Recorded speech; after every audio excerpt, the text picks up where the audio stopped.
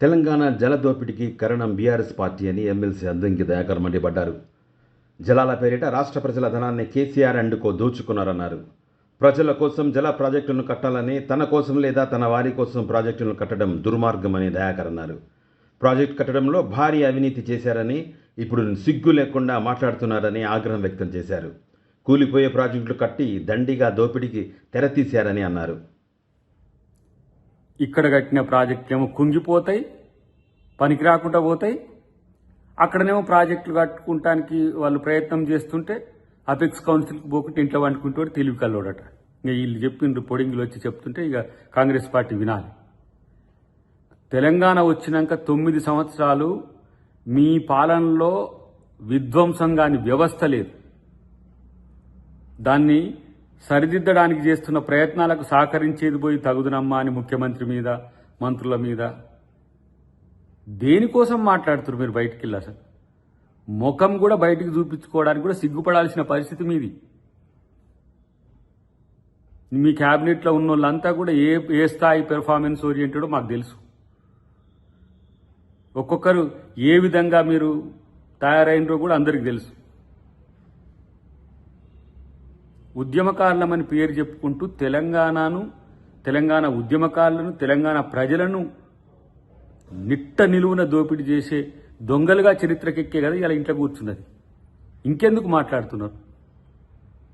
Congress party హయాంలో ప్రాజెక్టులే కాదు, చిన్ననీటి మధ్యతరహా ప్రాజెక్టులే కాదు, తెలంగాణ ప్రజల ఆర్థిక, సామాజిక, రాజకీయ పరిస్థితుల్లో ప్రజాస్వామ్యయుత భాగస్వామ్యాన్ని పెంచే బాధ్యత కాంగ్రెస్ పార్టీ తీసుకుంటుంది.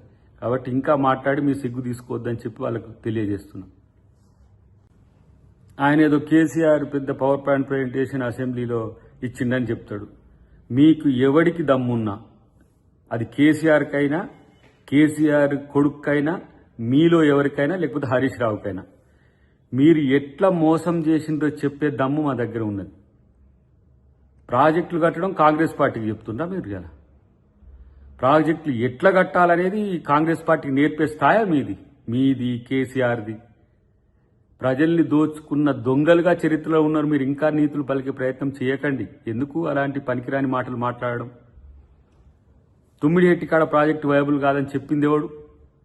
మరి అట్లాంటప్పుడు పోయి ఫడ్నవీస్తోని ఇలా మీరు అగ్రిమెంట్ చేసుకొని వచ్చిందన్నారు. మరి ఎందుకు గట్ల తుమ్మిడిహెట్టి కాడ మళ్ళీ కిందికి వచ్చి మేడిగడ్డ కాడ ఎందుకు కట్టిన బ్యారేజ్ ఎందుకు కూలింది?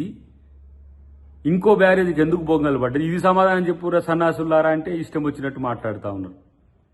ఇవాళ ఈ స్థితికి, రాష్ట్రం ఈ స్థితికి ఆర్థికంగా దిగజారడానికి కేసీఆర్ కారణం. కేసీఆర్ జలదోపిడీ చేసిండు. ఇక్కడ జలదోపిడీ చేసి జలాన్ని ఇలా ఏ విధంగా వినియోగించుకొని ధనదోపిడీ చేయొచ్చో కూడా ఇలా తెలంగాణ ప్రజల్ని నట్టింట ముంచిన, వంచన చేసిన ఒక నయవంచకుడిగా మనం చూడాలి తప్పితే కేసీఆర్ని ఇంకా భరించే స్థితిలో తెలంగాణ సమాజం లేదు.